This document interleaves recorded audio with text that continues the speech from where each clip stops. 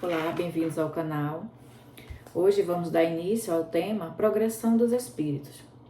Esse tema vai da questão 114 a 127, mas hoje vamos analisar apenas a questão 114, porque vamos aqui analisar também alguns termos que são importantes para entender essa questão e as demais.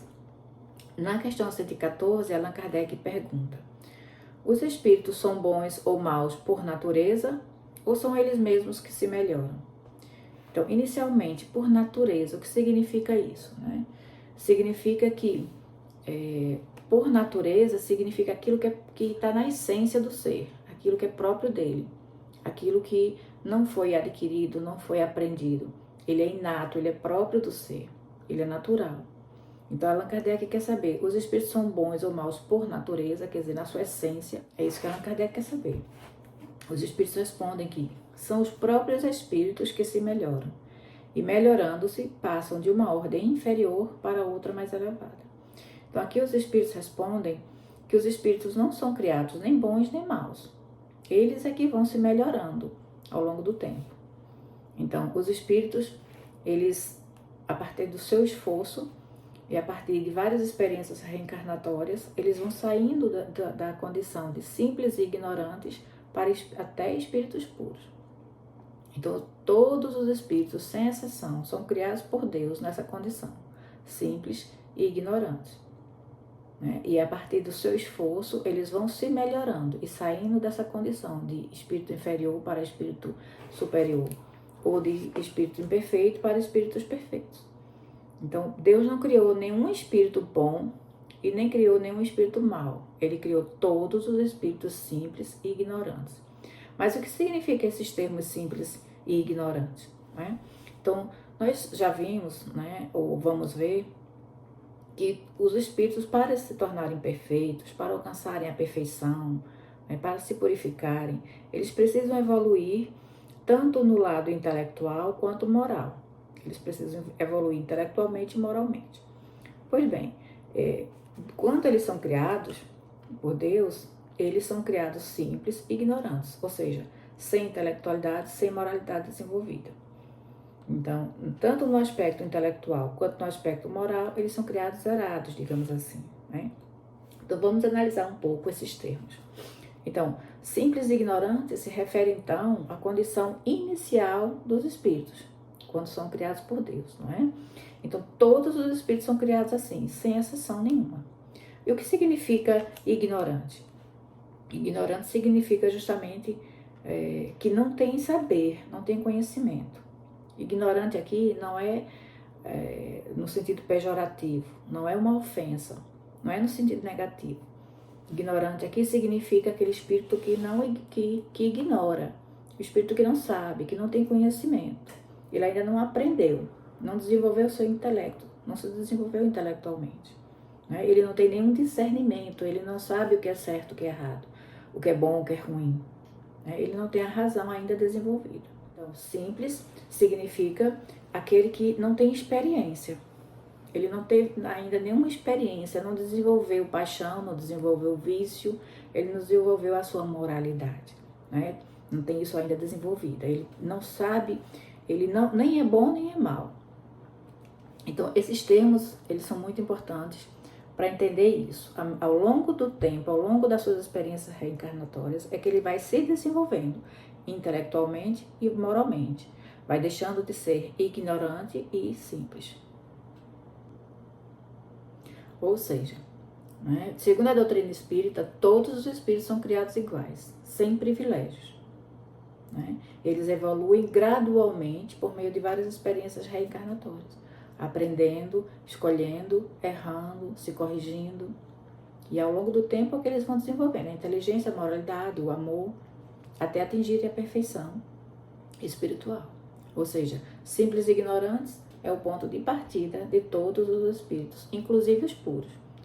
Então, Deus não criou privilégios, espíritos já perfeitos. Ele não existe nenhum espírito com esse tipo de privilégio. Não. Todos os espíritos foram criados simples e ignorantes e precisaram passar por experiências durante várias reencarnações a fim de se tornarem bons. Então, aqueles espíritos que hoje consideramos puros são aqueles que já passaram por todas as fases evolutivas.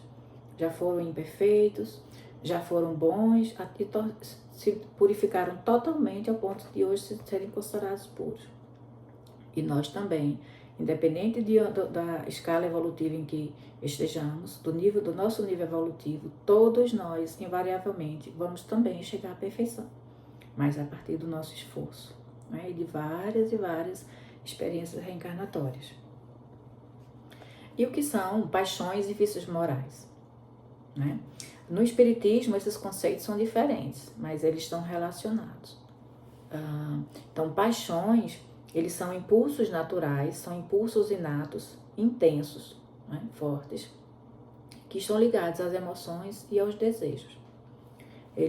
As paixões, elas não são más em si mesma, não é uma coisa ruim, né? Na verdade, a paixão é muito importante, ela tem uma função muito importante na vida do ser humano. Se nós não tivéssemos nenhum tipo de paixão, se não tivéssemos paixão, nem levantaríamos da cama de manhã. É a paixão que muitas vezes nos move, nos anima, faz com que a gente lute por algo, né? Faz com que a gente tenha vontade de viver, né? Então, a paixão, ela faz parte da natureza humana, faz parte do ser humano, né? E do desenvolvimento, é importante no desenvolvimento da alma. Sem a paixão a gente não faria nada, né? É a paixão que nos impulsiona, que faz com que a gente se esforce por algo. Então, por exemplo, é a paixão por cozinhar que faz com que muitas pessoas, né, coloquem todo o seu amor ali no preparo dos alimentos, né, que alimenta as pessoas. É pela paixão pelo esporte que faz com que muitas pessoas levem diversão a outras, que inspire muitas pessoas. É a paixão pela justiça que faz com que alguém lute por causas nobres. É a paixão pelo saber que estimula o estudo, estimula a descoberta, a busca pelo conhecimento. Então, o problema é que quando esse impulso forte da paixão ele fica descontrolado, ou egoísta, né, é que pode levar a quedas e a vícios morais. Então, a paixão em si ela é boa, faz parte da natureza humana, precisamos dela. Mas quando a gente perde o controle sobre ela, é que ela se torna vício moral. Então, o vício moral é o resultado de uma paixão desequilibrada. O vício moral, ele é, digamos assim, uma deformação da vontade. Não é? Uma deformação da vontade, uma deformação da consciência. A gente perde o controle e a capacidade de discernir. Né? Haroldo Dutra Dias costuma dizer que é quando a nossa inteligência ela é sequestrada. A nossa inteligência é sequestrada, a nossa razão é sequestrada, justamente porque quando as paixões estão desequilibradas, a gente perde o controle sobre a nossa capacidade de discernir, nós perdemos a capacidade de escolher. Então, esse é um estado de vício moral, de queda moral. Então, a paixão ela é importante, mas ela precisa ser controlada, é preciso haver equilíbrio. O vício, né, ele é o resultado do mau uso das paixões. Mau uso das paixões ou o resultado do apego a certos comportamentos, a comportamentos egoístas, orgulhosos, preguiçosos, cruéis, né? Ele é um desvio do caminho do bem, é uma espécie de pecado, né, como dizia Paulo. Então as paixões elas representam as imperfeições dos espíritos, né? E essas imperfeições atrasam a evolução espiritual. São hábitos negativos adquiridos pelo mau uso do livre-arbítrio. Então, por exemplo, o amor, a paixão, ela se torna um vício moral quando ela se torna um apego, né? Então, a insegurança, a possessividade, o ciúme já é um vício que é o resultado de um desequilíbrio da paixão, desequilíbrio do amor. Então, o ciúme, a insegurança, o apego, a posse é o vício, é a paixão que se desequilibrou. O gosto pelo prazer, né? O gosto pelo prazer, ele pode se tornar sensualismo, né? Aquele vício nas sensações do corpo. Né? A preguiça também, né? A busca pelo prazer de ficar ali na inércia, de ficar sempre, né, na inatividade, ficar ali no comodismo, Isso são vícios morais, resultado do excesso. O desejo de vencer. O desejo de vencer é uma coisa muito boa, faz com que a gente lute, né, por uma condição melhor, lute por uma realização profissional, pessoal. Só que esse amor, essa paixão desequilibrada, ela gera o quê? Uma ambição cega, uma ganância. A busca pelo prazer, o amor pelo saber, pelo conhecimento também é algo muito importante na nossa vida. Só que o excesso, o desequilíbrio dessa paixão, ela gera o quê? A vaidade intelectual, o orgulho intelectual. E assim vai, né? Existem vários exemplos. Então é necessário temperança, é necessário moderação, equilíbrio em tudo que desejamos, né? Senão a gente cai no vício moral. E permanecemos nessa condição de espíritos imperfeitos. Então como sair? Como sair do vício moral?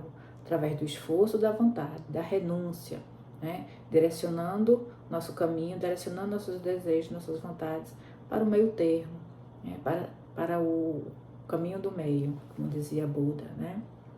Então assim a gente vai encontrando paz, vai encontrando serenidade e vai vivendo, né, nosso caminho de evolução de forma mais tranquila, encontrando paz, né, no trato conosco mesmo, com os demais e com Deus, encontrando paz até com Deus, porque muitas vezes nós culpamos Deus pelos nossos infortúnios, sendo que nós mesmos que damos causa. Então é importante a gente entender esses termos. Entendendo esses termos, a gente vai entender muita coisa sobre a progressão dos espíritos. Porque é que muitas vezes impede a nossa progressão, a nossa evolução espiritual. Espero que tenha ajudado. Então, na próxima a gente continua. Até mais.